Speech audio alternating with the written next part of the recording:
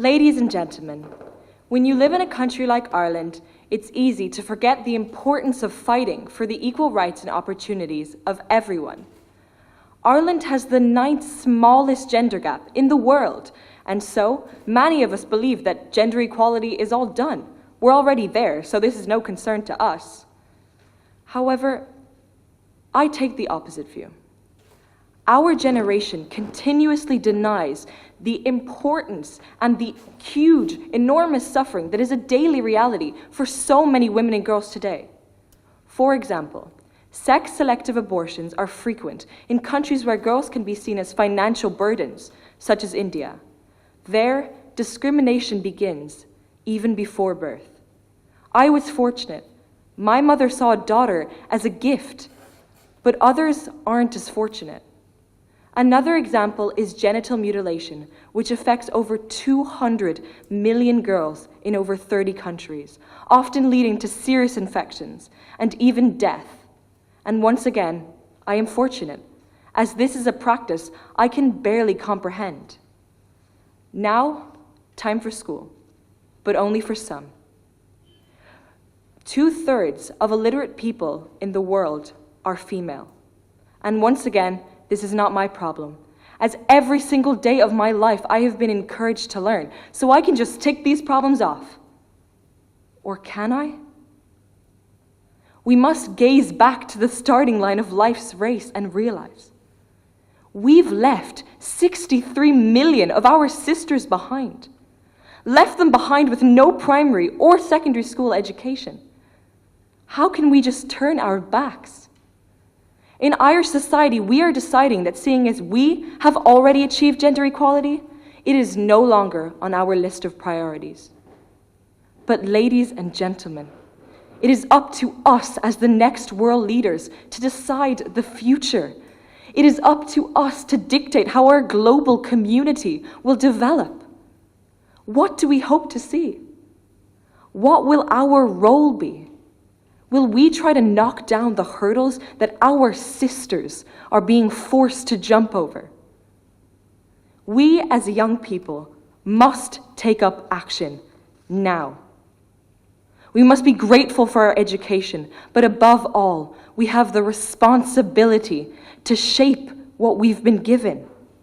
We can do this by putting persistent pressure on policymakers and leaders, by protesting and demanding to have our voices heard.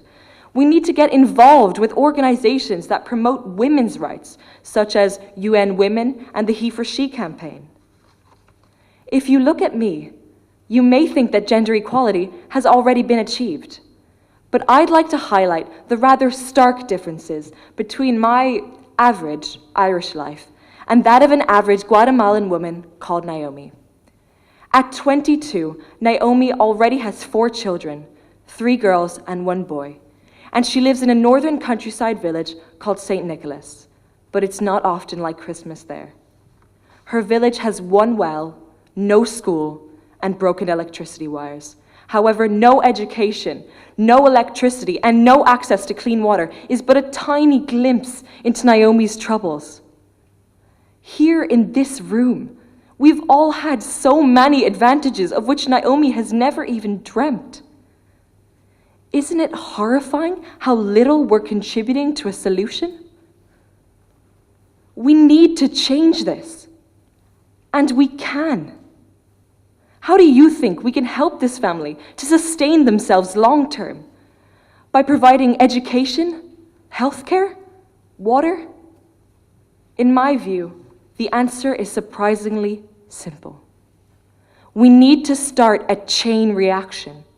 Achieving gender equality will be like hitting the first domino towards achieving all other developmental goals. While all these problems seem far away, it is painfully clear to me how close to home they truly are, because Naomi speaks the exact same Spanish dialect as my own mother. But there's not only that. Naomi's individual tale is a miniature image of the entire global story. The benefits that Naomi would experience from empowerment reflect those that the world would profit from. On a much larger scale, if we achieve gender equality. But how, you ask? Let's go back to Naomi's childhood and change the course of her life completely by knocking down one single domino. What if Naomi had grown up with equal opportunities to her brothers? What if she'd received her fair share of inheritance, steak at the dinner table, education, and chores at home? What if Naomi had profited from the 6.7 years of education that are the Guatemalan national average, rather than her brother monopolizing all her family could afford? Maybe this education would have taught her how to read or about family planning. Almost 50 years ago, the Universal Declaration of Human Rights asserted that everyone has the right to education. And yet, still, in our modern world, there are 130 million children who are not enrolled in primary school, 70% of them being girls. What if Naomi had been an equal member of her family? What if her gender hadn't restricted her? Did you know that a child born to a literate mother is 50% more likely to survive past the age of 5 than a child born to an illiterate mother? This means that if Naomi had had more power over her life, it would have not only benefited her, but also her children and many generations to come. Maybe family planning would have taught Naomi that in order to adequately feed and educate her children, she should have fewer than the national average of 4.9. Maybe housework and farm work would have weighed equally on Naomi and her husband's shoulders. The fifth Sustainable Developmental Goal, or SDG, of gender equality is the key to long-term development. Gender equality and women's empowerment is the catalyst to achieving all other developmental goals. When women like Naomi are not able to contribute fully to their community, this costs the global economy several trillion euro a year. It stomps progress and holds back many sectors, such as innovation, from growing.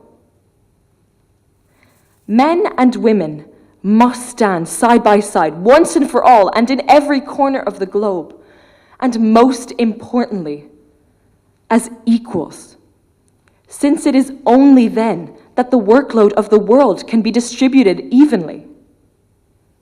We here, in this very room, hold an extremely important role in implementing the United Nations SDGs, as we are the change makers of the future.